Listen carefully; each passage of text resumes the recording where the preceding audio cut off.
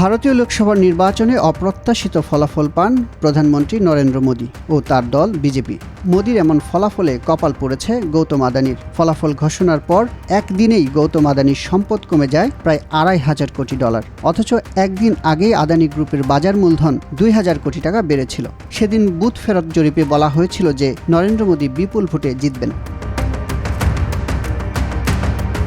South China morning post জানায়, নরেন্দ্র মোদী নেতৃত্বাধীন রাজনৈতিক জোট নির্বাচনে নিরঙ্কুশ সংখ্যাগরিষ্ঠতা পাবে। বুথ ফেরত জরিপে এমন পূর্বাভাস দেওয়া হয়েছিল, কিন্তু বাস্তবে সেটা ঘটেনি।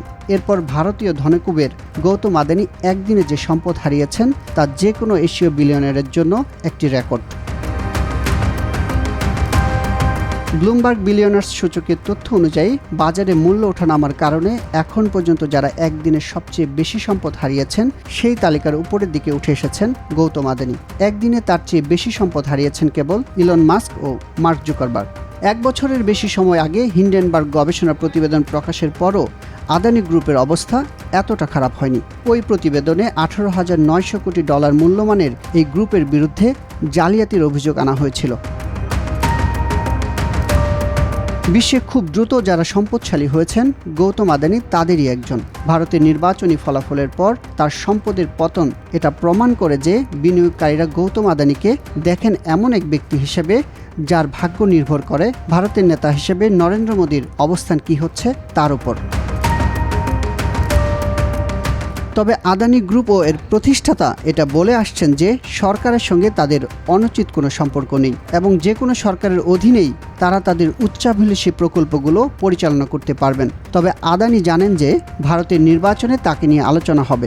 বিরোধী দলগুলো নির্বাচনী প্রচারে যখন তখন তার নাম উচ্চারণ করেছেন।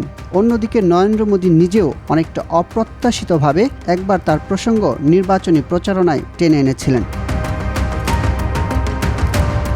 নরেন্দ্র মোদী ও গৌতম আদানি দুজনই পশ্চিমের রাজ্য গুজরাট থেকে এসেছেন। দুজনের উত্থান অনেকটা একই সময়ে। মোদীর অগ্রাধিকার হলো অবকাঠামো নির্মাণ, পরিবেশসম্মত জ্বালানি, প্রতিরক্ষা ও ডিজিটাল সেবা। গৌতম আদানিও এসব খাতেই বিনিয়োগ করেছেন।